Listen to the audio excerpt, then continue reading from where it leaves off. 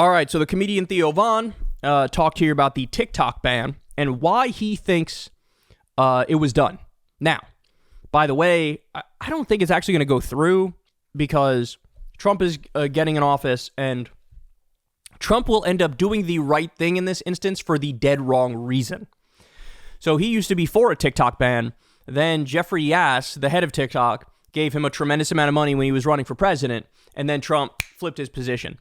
The same thing happened, remember, with Elon, where Trump was against electric cars, and then Elon gave him a shitload of money, and then all of a sudden Trump was like, and now I'm for electric cars because this guy gave me a lot of money. He gave me a lot of money.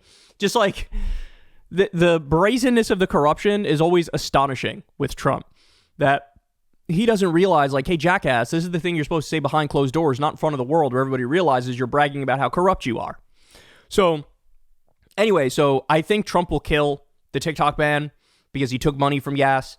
But nonetheless, here's Theo Von. He's going to give his theory as to why TikTok was banned. So I don't believe that. I believe that they don't want people sharing the truth about the genocide in Palestine, and that's why that they're doing it. I believe that that's what it is. And TikTok is one of those places where people can still do that, and they want to own it. They want to own it, dude. Suppressing.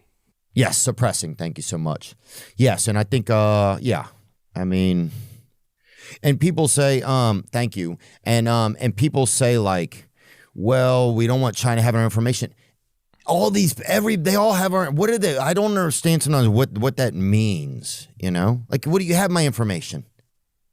I have like 6 pieces of information. There's no way you don't have them. Could not be more correct on every point there. Could not be more correct.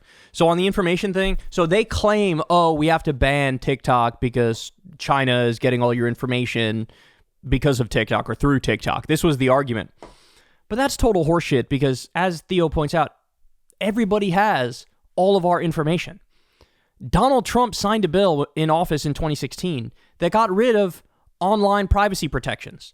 So now any website, any outlet that has your information is legally allowed to sell your information to anybody else. That used to be illegal. Made it so that it's a fucking free-for-all. So all of our information is everywhere online. It just is.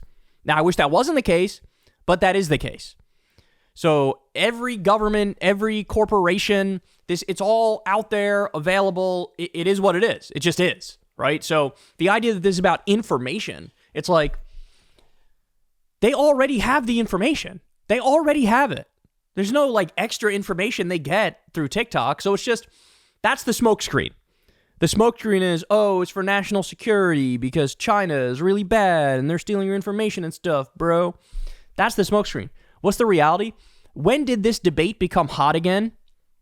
Banning TikTok?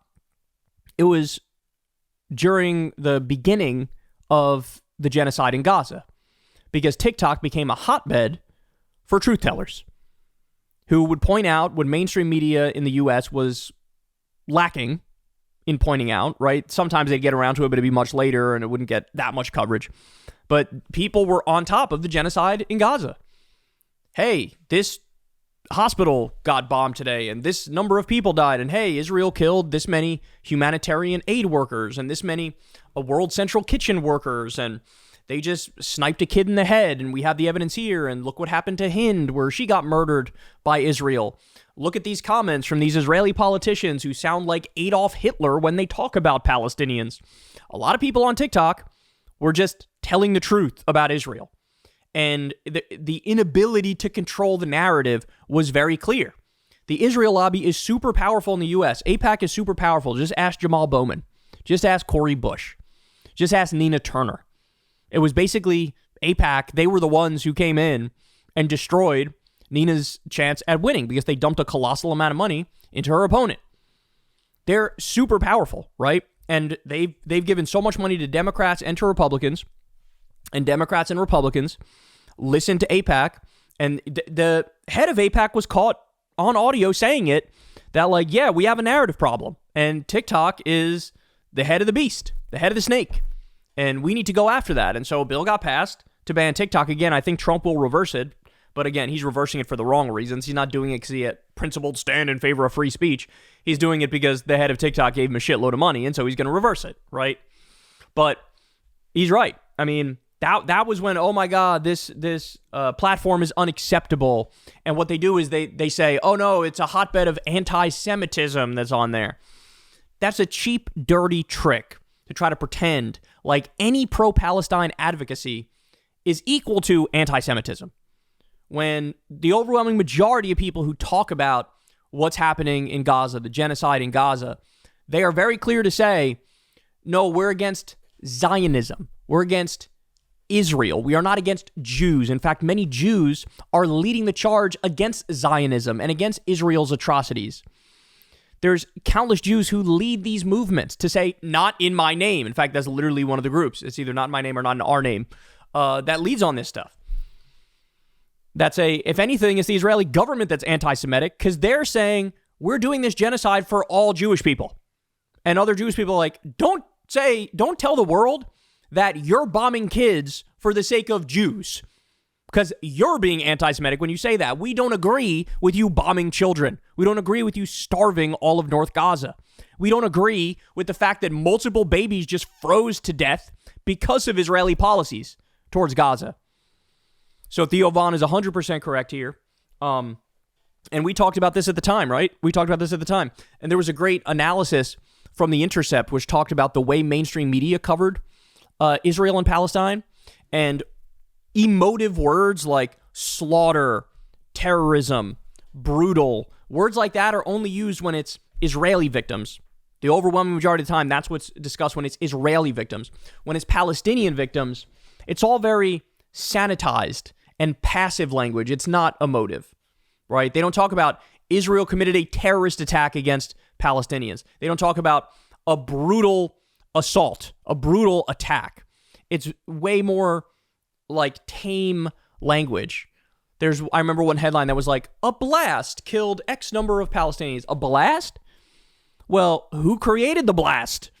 And why did they do it? It's sanitized when it goes. So, in other words, the media is very biased on this issue. Very biased. And so you have these other outlets like TikTok where people were willing to tell the truth more. And they were like, no, can't have that. We got to control the narrative. Ban it. So he's right about that. All right, guys. That's the show, y'all. Love y'all very much. I hope everybody enjoys their New Year's, whatever you're doing for New Year's. We will be back here tomorrow, same time, same place. You don't want to miss the show. We are back in full swing, in full effect. Please subscribe to the channel if you haven't. Please click that bell icon so you get a notification every time a video drops. Thank you to everybody who supports this show on Patreon. We couldn't do it without you guys. Thank you to everybody who tips with that thanks button on YouTube as well. It means the world. You guys have no idea. We're real independent media. No talking to advertisers or corporations or billionaires or foreign governments. You guys fund this show from the ground up. We make money that way, and we make money through the default ads on YouTube where there's a giant buffer between me and them, so there's zero malincentive.